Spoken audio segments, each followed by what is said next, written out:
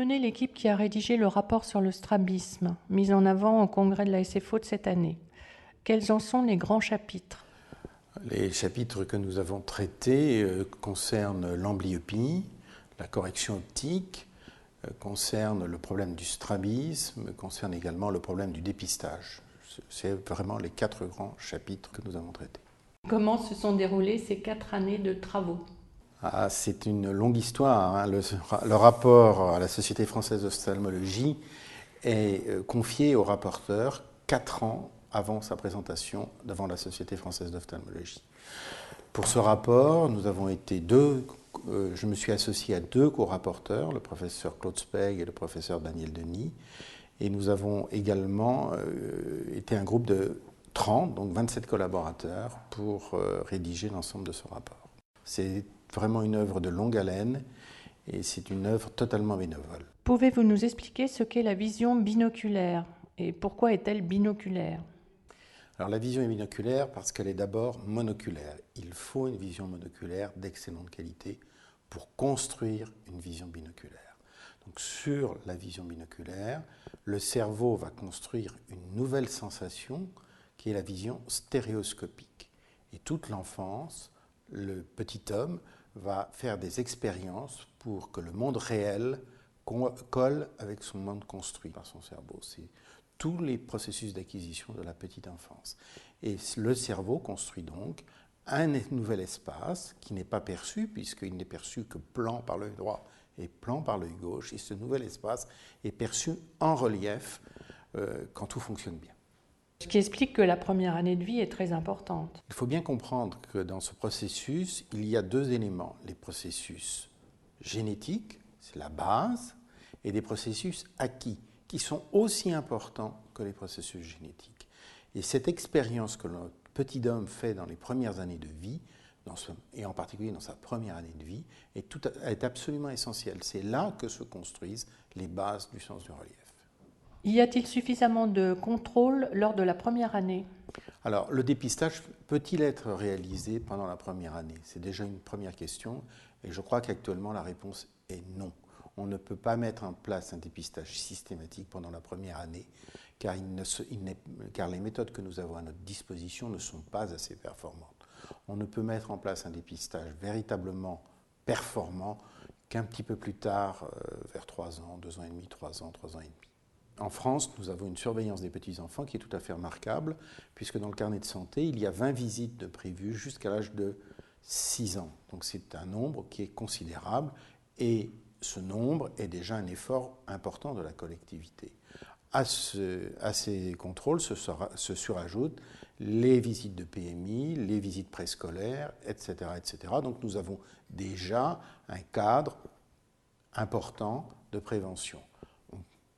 L'évolution serait peut-être de professionnaliser un peu plus les acteurs de cette prévention que de surajouter d'autres structures. Quelles sont les différentes sortes de strabisme? Il y a vraiment une différence fondamentale, il y a une coupure entre les strabismes. Il y a les strabismes dits précoces et les strabismes dits tardifs. Les strabismes dits précoces sont des strabismes qui sont apparus pendant la première année de vie.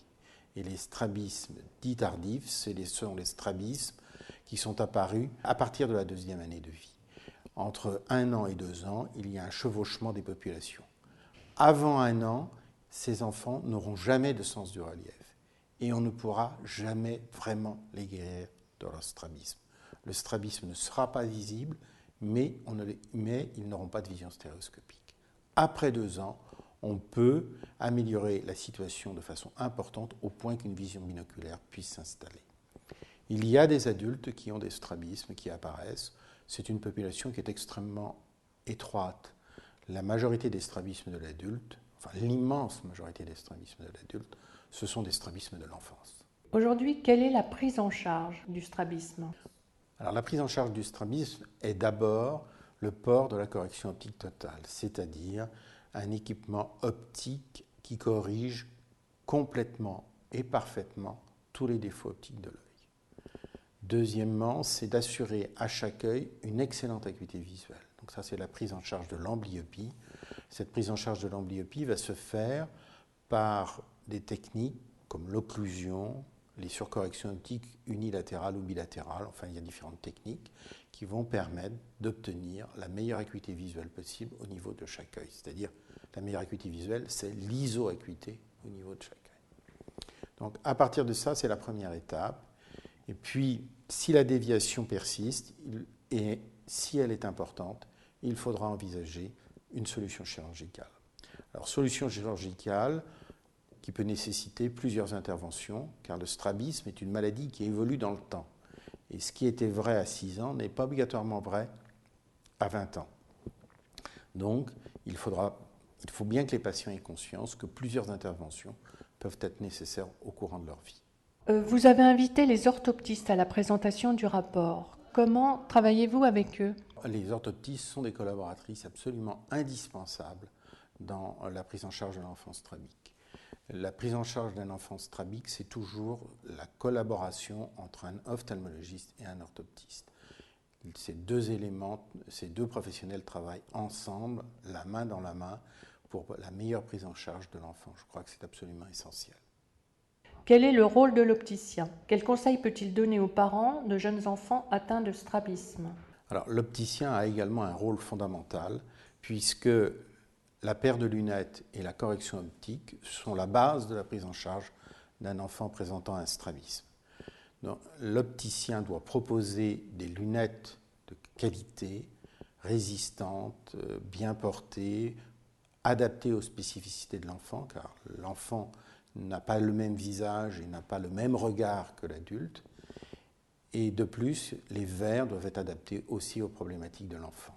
La paire de lunettes doit être robuste, car les enfants ont une vie toujours un petit peu agitée. Tous ces paramètres doivent être pris en compte par l'opticien pour qu'une monture de qualité, à la fois esthétique, solide, de qualité, et des verres à un prix raisonnable, mais de grande qualité, soit proposée aux enfants. C'est vraiment un autre élément du trépied de la prise en charge, un autre acteur essentiel de la prise en charge de l'enfant strabique.